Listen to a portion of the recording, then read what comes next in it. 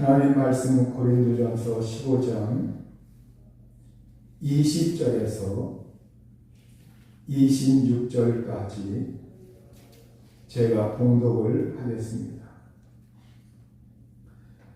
그러나 이제 그리스도께서 죽은 자 가운데서 다시 살아나사 잠자는 자들의 첫 열매가 되셨도다. 사망이 한 사람으로 말미암았으니 죽은 자의 부활도 한 사람으로 말미암는도다. 아담 안에서 모든 사람이 죽은 것 같이 그리스도 안에서 모든 사람이 삶을 얻으리라. 그러나 각각 자기 차례대로 드리니 먼저는 첫 열매인 그리스도요, 다음에는 그가 강림하실 때에 그리스도에게 속한 자요, 그 후에는 마지막이니 그가 모든 통치와 모든 권세와 능력을 멸하시고 나라를 아버지 하나님께 바칠 때라. 그가 모든 원수를 그 발 아래 둘 때까지 반드시 왕노릇 하시리니 맨 나중에 멸망받을 원수는 사망이니라. 기도하시겠습니다. 자비하신 아버지 하나님, 우리가 하나님께 나와 마음을 열고 살아계신 하나님의 말씀을 듣고자 합니다. 주님, 이 자리에 임재하셔서 말씀하여 주옵소서. 우리 주 예수 그리스도의 보혈의 공로가 이 시간 저희들에게 함께하시고 하나님의 은혜 가운데 저희들의 모든 죄가 사함받게 하여 주옵소서. 하나님의 성령을 한량없이 보내주셔서 성령으로 충만함 받는 저희들 되게 하여 주옵소서. 이 시간도 하나님의 말씀을 보내어 저희들을 위경에서 건져주시며 생명과 치료와 건강을 주시며 하나님의 돌보시는 은총을 내리어 주옵소서. 말씀에 은혜 주시길 원하오며 예수님의 이름으로 기도하옵나이다. 아멘. 사람이 이 세상에서 반드시 겪는 일이 있습니다. 생로병사라고 하는 겁니다. 사람이 태어나서 늙어가고 병들고 죽는 길, 이 네 가지 고통, 이것은 사람들이 이 세상에서 나의 힘으로 나의 의지로 되는 것들이 아닙니다. 이 생로병사, 이것은 우리가 이 세상에 태어난 이상 늙어가고 그리고 살면서 병들고 또 죽는 것, 이것은 내 힘으로 피해내야 피할 수가 없어요. 이 세상에 한 번 태어난 사람은 반드시 언젠가 죽게 마련입니다. 어떠한 사람은 좀 일찍 죽는 사람도 있고 어떠한 사람은 장수하다가 죽는 사람도 있습니다. 사람들은 대개 하나님이 그 사람의 운명을 정해놓고 그리고 하나님이 죽는 시간을 정해놓고 대개 부르신다고 이렇게들 인지하고 있어요. 그러나 우리가 하나님이 너는 몇십 년이라, 너는 몇 년이다, 하나님이 이렇게 정해놓은 경우는 아주 드물어요.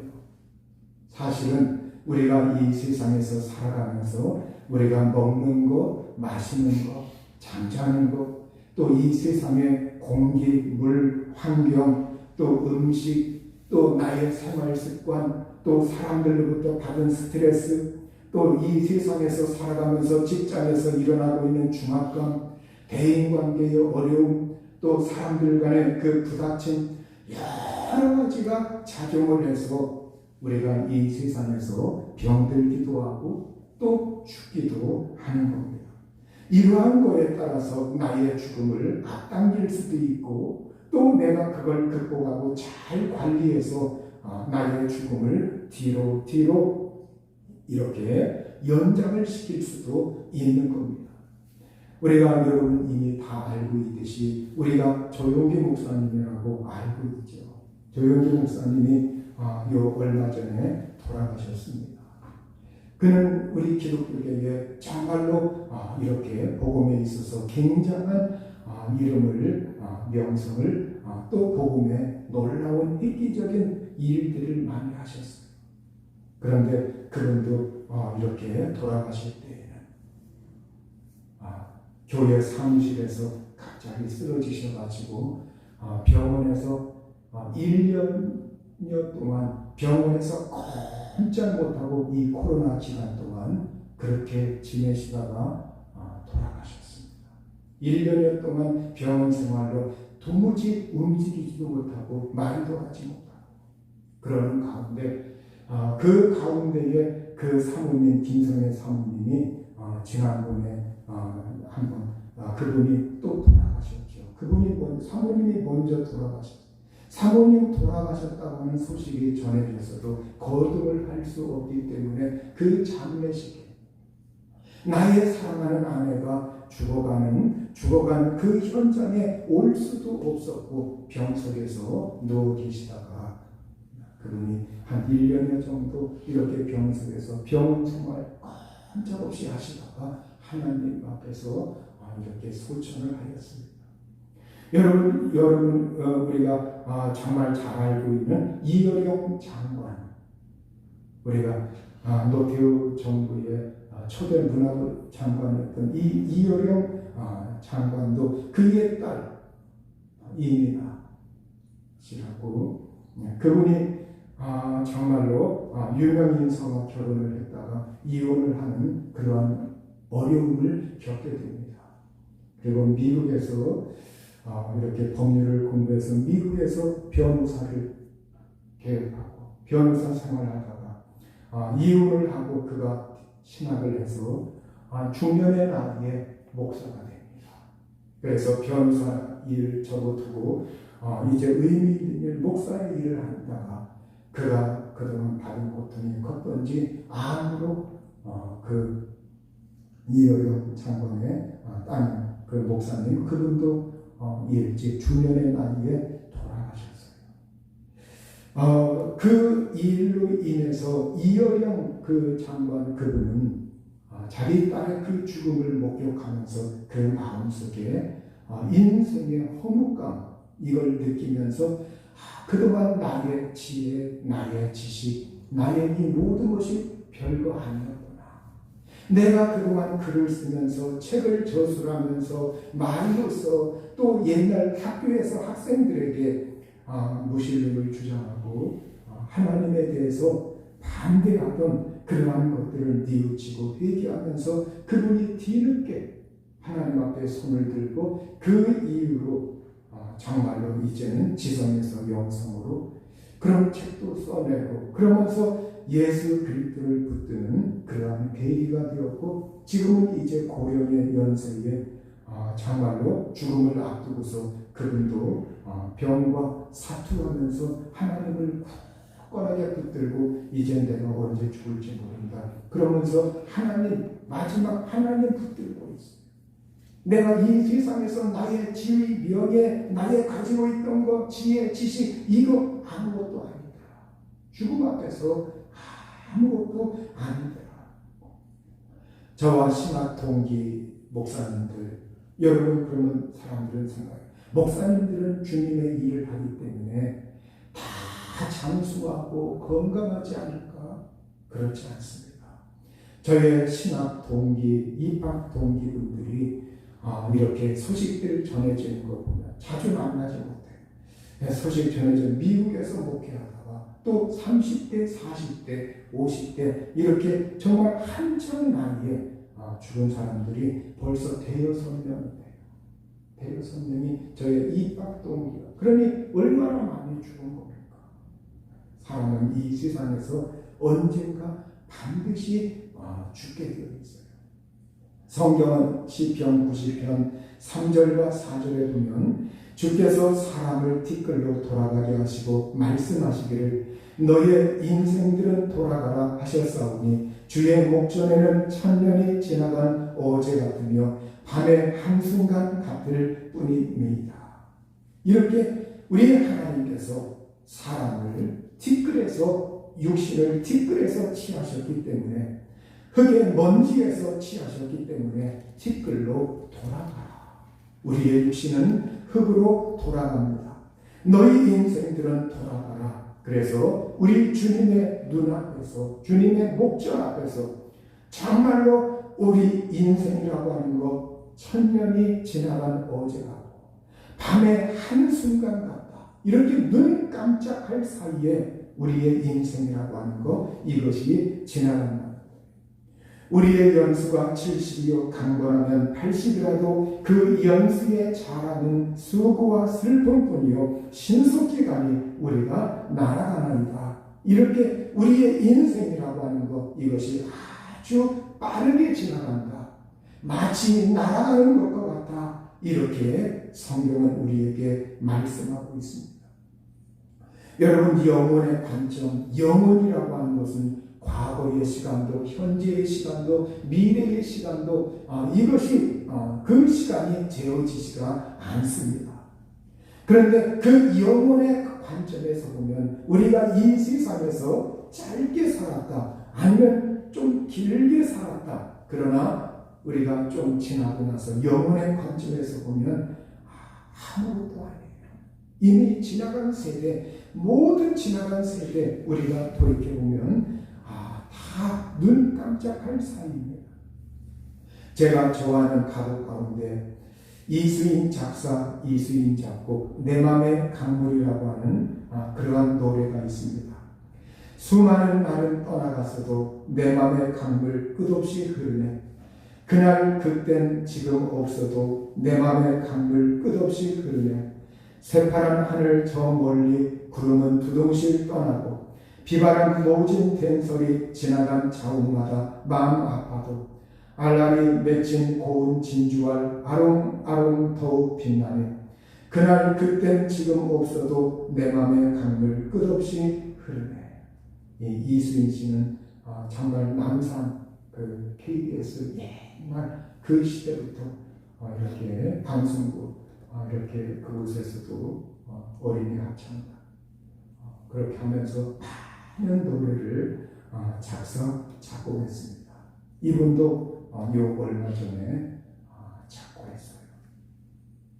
이 가사를 의미해보면 인간의 삶의 애환과 인간의 삶의 족적, 발자취, 궤적 이러한 것이 시가 되고 노래가 되어 전해지고 있습니다. 우리가 인간 세상에서 당하고 있는 슬픔, 고통, 기쁨, 아픔과 고통, 이것은 누구에게나 있다고 하는 겁니다. 이 세상의 모든 것이 변하고 있는데 그 변화무쌍한 인고의 세월 속에서 우리가 영고성세를 겪으면서 우리의 인생이 영화로울 때가 있고 쇠락할 때가 있고 정말로 그 모든 부침을 겪으면서 우리가 이 세상에서 살아가고 있는데 지난 세월 우리는 인간의 삶의 발자취, 궤적들, 흔적들 이것을 더듬어서 기억해보면 아름답고 좋은 흔적들이 있는가 하면 마음 아픈 흔적과 기억들도 우리에게는 많이 있습니다. 특별히 사랑하는 사람을 곁에서 떠나보낸 배우자와 가족들, 그러한 사람들은 그 아무리 어떠한 무슨 말로도 그들을 위로한다 할지라도 그것이 그들에게 위로가 되지 않습니다. 그래서 그리스 영혼 가운데 이런 말이 있어요. 인간들에게 시간이 고통의 의사이다. 인간들에게 세월이 고통의 의사이다. 무슨 말이냐? 우리말 속담에 세월이 약이라고 하는 말과 통하는 말입니다. 우리가 이 세상에서 당하는 괴로움, 고통, 아픔, 이러한 모든 것들은 바로 세월이 지나야, 시간이 지나야 상처가 서서히 아물어간다는 거예요. 그 서서히 아물어가면서 그 아픔과 그 모든 것을 겪으면서 그것이 경험이 되고 인생이 되고 지혜가 되고 진주알처럼 알알이 맺히면서 내가 이 세상에서 어떻게 살아야 할 것인가 이것을 반추하게 된다는 거예요. 우리가 지난주에 고 최영래 집사님의 장례식을 치렀습니다. 최영래 집사님 우리 교회에서 정말로 제무 집사님으로 또 교회의 여러모로 중추적인 위치에서 정말 힘이 된 그러한 집사님이셨죠. 여러분들 그 집사님의 모든 그 성품과 그리고 그분의 신앙의 그 모든 걸 여러분이 누구보다도 잘 알고 있습니다. 그런데 이분이 병이 이렇게 우리가 옮기기 전에 저쪽에 있을 때 그때 발단이 됐어요. 발단이 됐는데 그때 제가 그 집사님에게 그런 말을 한번 해주었습니다. 집사님, 제가 2005년부터 이 관절 쪽에 뼈가 아파가지고 그리고 고관절이 아프더니 이 양쪽 어깨가 아파가지고 이걸 들 수도 없을 정도로 뭘 이렇게 옮길 수도 없을 정도로 몸이 아픈데 그런데 처음에 보람의 병원에 갔는데 그곳에서 약을 몇 달 동안 먹어도 안 돼. 그래서 연세대 세브란스를 찾아갔습니다.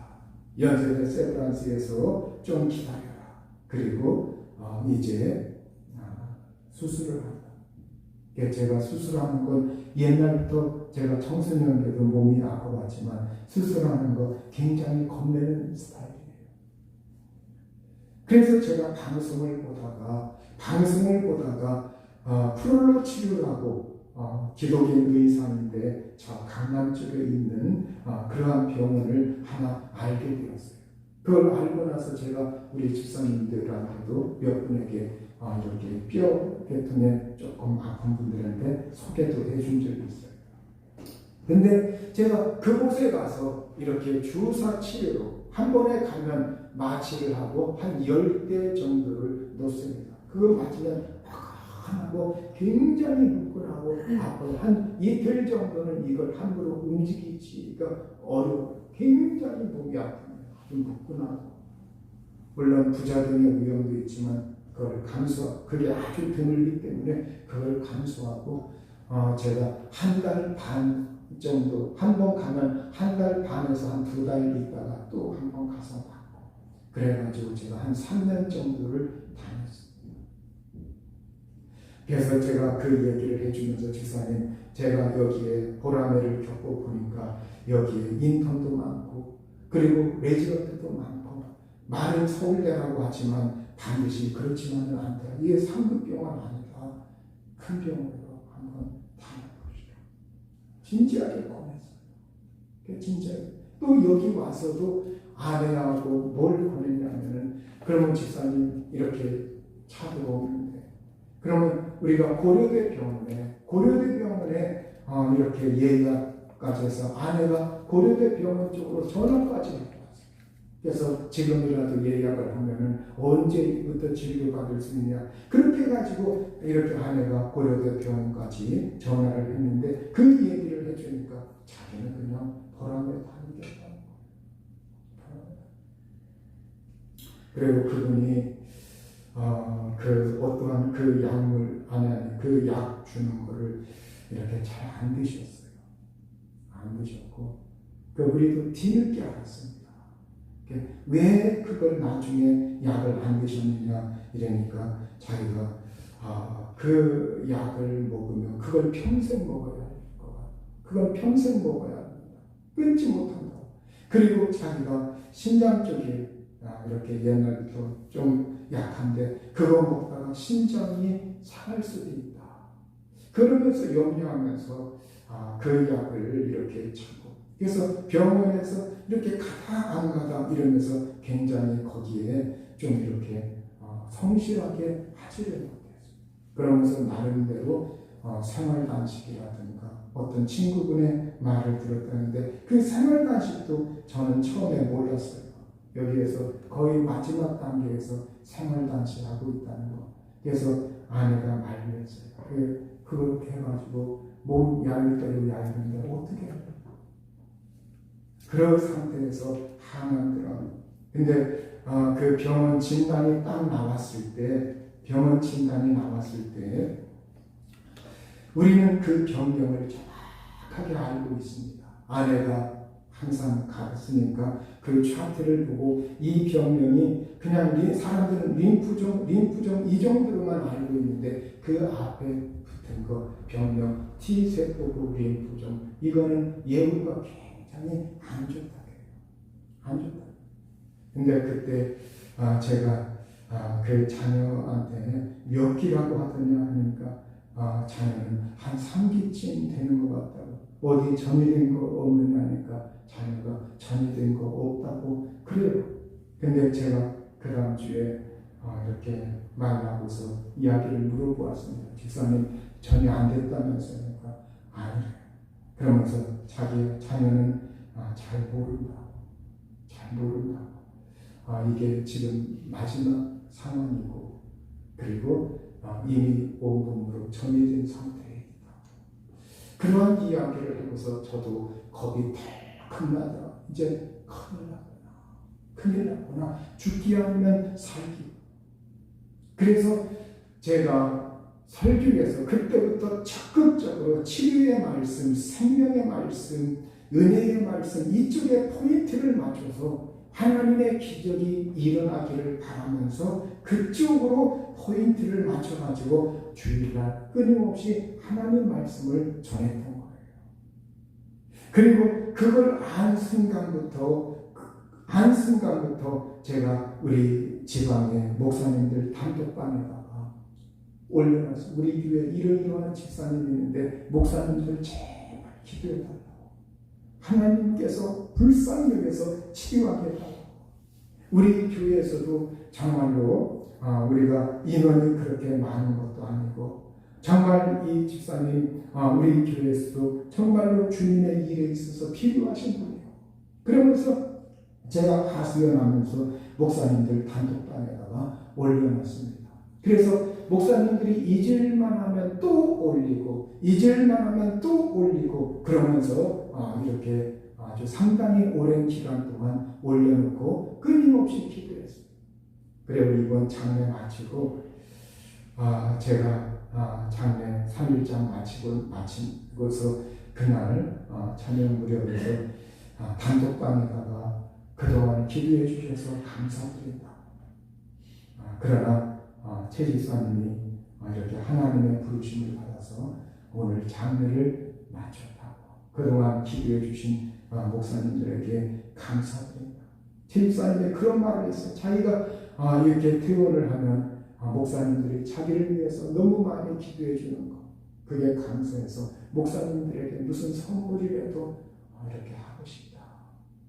그런 말까지도 한 적이 있습니다.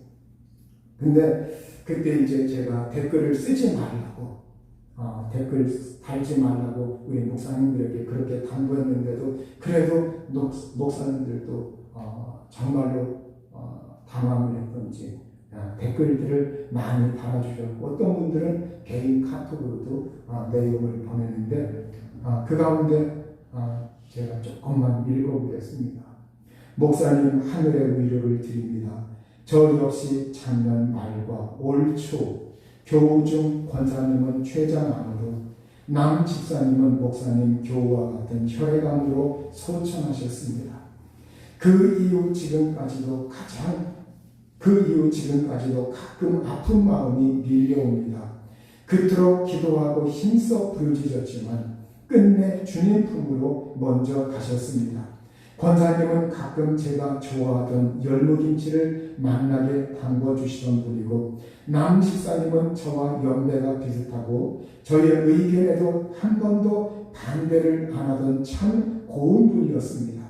지금도 생각해보면 하나님이 참 너무하시다는 생각이 듭니다. 그러나 제가 감히 하나님의 처사를 어떻게 알겠습니까? 목사님 여러 가지로 힘이 드시겠지만 하늘에 큰 위로가 있으시길 기도하겠습니다. 힘내십시오. 최 목사 드립니다. 또 한 분은 목사님 하나님께서 최영미 집사님을 하늘에서 부르셨군요. 얼마나 마음이 아프시겠습니까? 뭐라 위로의 말씀을 드려야 할지 모르겠습니다. 다만 하나님의 기쁘신 뜻이 있으시겠지요. 한 목사님 그렇게 되어보며 참으로 안타깝습니다. 유가족분들과 목사님의 마음의 슬픔을 하나님께서 어루만져 주시고 새로운 힘 주시기를 기도드립니다. 이 목사. 우리가 정말로 이렇게 하나님께 최선을 다해서 기도했어요. 저도 기도 시간에 한 80% 정도는 이분을 위해서 그동안 수개월 동안 이렇게 끊임없이 집중적으로 하나님 치료해 주시고 살려달라고 기도했어요. 금식도 제가 이번에 이식 들어가기 전에 한 번 금식했고 저번에 또 한 번 했고 그러면서 하나님 최선을 다해서 하나님께 간구했습니다. 그러나 그 영역은 우리가 사람이라고 하는 것이 영만 있는 것이 아니에요. 우리가 이 인간 세상에서 살동하는 몸이 있기 때문에 흙에서 온 이 몸이 있기 때문에 우리가 정신적인 것, 영적인 것을 도모하면서 동시에 이 육적인 것도 잘 관리하고 돌볼 책임이 각 개인들에게 있다는 거예요.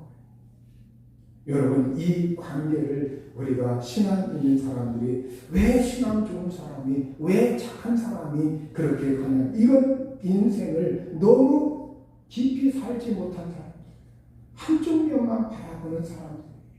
우리가 인생을 진지하게 살면 우리가 모든 것이 다 하나님 책임이다. 이게 아닙니다. 우리 인간의 실수, 인간의 잘못 관리, 인간의 여러 가지 참 많아요. 이분이 옛날 남편 승진을 부장으로 승진할 때도 그렇고 이사로 승진할 때도 그렇고 이분이 저에게 이런 부탁을 한번 한 적이 있어요. 승진 기도를 부탁하면서 목사님, 제가 남편과 아이들을 너무 사랑해서 혹시 주님의 말씀에 나보다 아비나 어미나 형제나 자매나 나보다 더 사랑하는 자는 내게 합당치 않고 이런 말씀이 있는데 제가 하나님 안 사랑하는 것이 아닌데 그런데 그 말씀이 어떤데 자기한테 부담이 될 때가 있다. 그래서 제가 이렇게 말을 했어요. 집사님, 염려하지 말라고. 그러면서 집사님이 하나님을 얼마나 사랑하시냐, 뜨겁게 사랑하지 않느냐. 그런데 집사님처럼 하나님을 그렇게 많이 사랑하고 뜨겁게 사랑하는 사람에게 해당되는 말씀이 아니라 그것은 가족이나 이런 사람들을 핑계 삼고 미적거리면서 그들이 믿지 말라고 한 데서 그들이 이렇게 신앙하지 말라고 한 데서 중지한다든지 뒤로 등을 돌린다든지 그런 것이지 집사님 그렇게 하나님 간절히 사랑하는 사람은 얼마든지 더 사랑해도 된다. 얼마든지 더 남편을 자녀들을 사랑해도 된다. 이런 말을 해주었습니다. 그러면서 또 한 번 자기가 자녀들을 놓고 기도하면서 이런 말을 한 번 한 적이 있어요. 목사님, 제가 자녀들을 위해서 기도하는데 또 자녀들을 위해서 하나님 말씀으로 자기는 부단히 지금까지 품고 왔는데 자녀들이 자기 마음대로 안 된다는 거예요. 그래서 그 자녀 중에 하나는 물론 이제 여러 가지가 있겠지만 교회를 또 이렇게 다른 곳으로 이렇게 하는 자녀도 있고 그런데 그래서 그분은 무단히 노력하면서 다시 불러드리려고 이번에 병원에서 마지막 이렇게 요양원으로 이제 마지막 항암 치료하고 가는 날 차 안에서 그러더라고요. 목사님, 제가 그 딸 이름을 부르면서 그 딸하고 제가 태어나면 여행을 좀 한번 할 거라고. 그리고 그 딸에게 이제 자기 엄마로서 그동안 못한 이야기를 다 하고서 그 딸을 반드시 이렇게 데려오고 그리고 데려오고 나서 그 다음에 옛날 그 청년들 몇몇 이렇게 연락을 해서 자기가 이렇게 힘을 써보겠다. 교회의 미래를 위해서 힘을 써보겠다. 그러면서 그 차 안에서 그 이야기를 저한테 또 아내 앞에서 하는데 제가 그때 가슴이 뭉클했어요. 자기가 이렇게 질병으로 고통받는데도 사내가 죽느냐 이 길 위에 서 있는데도 교회 앞날에 대해서 염려를 하고 있어요. 염려하고 있어요. 그 정말로 제가 보면은 그러면서 이렇게 자녀들이 신앙이 자기가 원하는 대로 성장하지 않고 있다고 하는 것, 그거에 대해서 자기가 항상 마음이 아프다. 그게 근심이 된다. 자녀 위해서 기도하는 만큼 자녀들이 변화가 안 된다. 이거에 대해서 그래서 이 문제로 그분이 마음에 좀 이렇게 근심이 많았던 것 같아요. 그분이 하나님을 사랑하고 가정 사랑하고 또 교우들 사랑하고 섬기고 충성, 그분의 헌신과 그분의 충성과 그분의 믿음, 이것이 여러분이 알고 있듯이 우리 교회에 지대한 공로를 많이 끼친 건 사실입니다. 또 여러분들의 신앙, 여러분들의 기도, 여러분의 충성과 헌신이 또 주의 몸된 교회가 풍성을 겪는 가운데서도 오늘 여기까지 온 것은 사실입니다. 우리가 이 삶이라고 하는 것, 우리의 뜻대로 착착되면야 얼마나 좋겠습니까? 그러나 우리의 삶은 우리 마음대로, 우리가 생각한 대로 척척척척 이루어지지 않습니다. 성경 시편 90편 12절에 보면 우리에게 우리날 계수함을 가르치사 지혜로운 마음을 얻게 하소서. 우리의 날을 세는 법을 가르쳐 주셔서 우리의 남은 날수가 얼마나 될 것인가, 우리가 이 세상 살 때 우리의 남아있는 그 연수, 남아있는 날을 항상 헤아리면서 내가 언제 이 세상을 마감할까, 그 사실 앞에서 우리가 좀 더 진중해지고 하나님 앞에서 어떻게 신앙생활을 하고 또 이 세상에서 어떻게 삶을 살 것인가, 이걸 진중하게 받아들이라는 말이에요.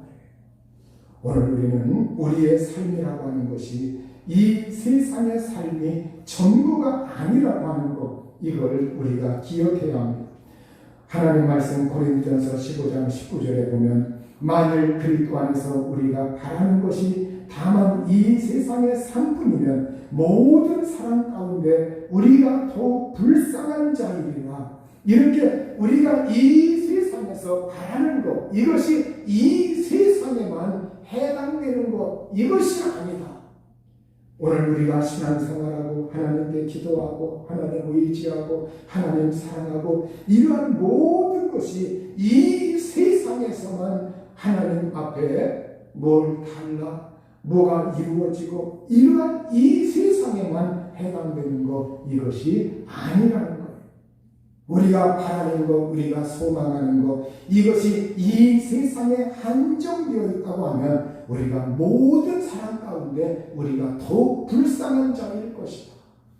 우리의 신앙생활, 우리의 믿음, 우리가 하나님 믿고 믿음을 지키는 것, 이건 이 세상 삶에 국한된 것이 아니라는 것, 이걸 성경은 우리에게 말씀하고 있습니다. 그러면서 21절 26절에 보면 사망이 한 사람으로 말미암았으니 죽은 자의 부활도 한 사람으로 말미암는도다. 아담 안에서 모든 사람이 죽은 것 같이 그리스도 안에서 모든 사람이 삶을 얻으리라. 그러나 각각 자기 차례대로 되리니 먼저는 첫 열매인 그리스도요, 다음에는 그가 강림하실 때에 그리스도에게 속한 자요, 그 후에는 마지막이니 그가 모든 통치와 모든 권세와 능력을 멸하시고 나라를 아버지 하나님께 바칠 때라. 그가 모든 원수를 그 발 아래 둘 때까지 반드시 왕노릇 하시리니 맨 나중에 멸망받을 원수는 사망입니다. 이렇게 성경은 우리에게 죽은 자의 부활을 말하면서 맨 나중에 멸망받을 원수가 무엇이냐, 그것이 바로 죽음이라고 말하고 있습니다. 여러분, 예수님께서 십자가에서 우리를 구원하시고 피 흘리시고 제사하시고 우리에게 영생을 주시고 그가 부활하심으로 영원한 부활의 그 생명을 확고하게 보장해 놓았음에도 불구하고 아직 정복되지 않은 것이 있다. 아직 멸망받지 않은 것이 있다. 그게 무엇이냐? 그게 죽음이라는 거예요. 그분이 죽음에서 부활하셨지만 맨 맨 나중에 이 사람들로부터 사망이라고 하는 것, 이걸 몰수하시고 이 사망의 마지막 이 원수 사망을 하나님께서 멸하실 때, 바로 그것은 예수 그리스도가 재림하실 때, 그때 영원한 새하늘과 새 땅이 이루어질 때, 그때 바로 맨 나중에 이 죽음이라고 하는 것이 멸망받는다. 그 이전에는 예수님 믿는 사람이라 할지라도 예의가 없다는 거예요. 여러분, 이 세상에 예수님 바깥에 있는 사람이나 예수님 믿는 사람이나 이 죽음 앞에서는 여러분 당연할 장사가 없다는 겁니다. 그래서 오늘 우리가 예수님 믿는 사람들이 좀 더 지혜롭고 비둘기처럼 정말 순결하고 뱀처럼 지혜로워라, 우리 예수님이 우리에게 이런 말씀도 하셨어요. 우리가 이 세상 살 때 우리가 정말로 나 자신을 살피면서 이 죽음 앞에서 우리가 어떻게 살아야 할 것인가, 이게 여러분 우리가 이 세상에서 남은 삶의 문제들입니다.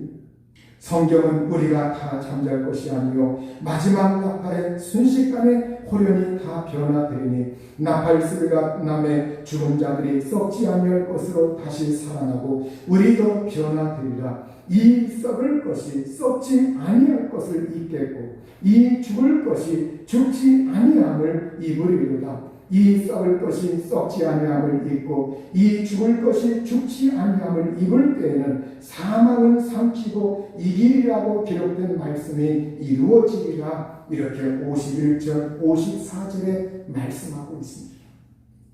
성경은 우리에게 사망과 음부도 불못에 던져지리니 이것은 둘째 사망 곧 불못이라. 누구든지 생명책에 기록되지 못한 자는 불못에 던져지리라.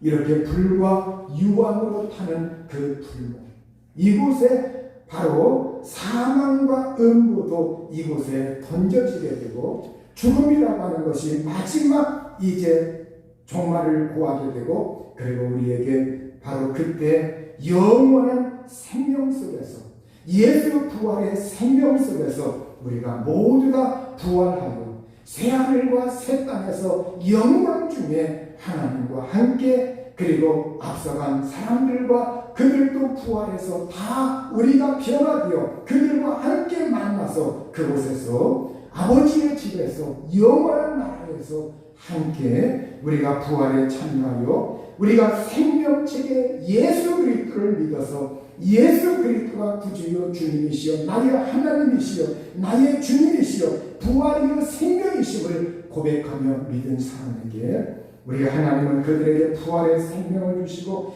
그 영원한 새나라에서 죽음이 없고 고통이 없고 질병이 없고 슬픔이 없고 눈물이 없는 그곳에서 우리가 영원히 살 것임을 말씀을 하셨습니다.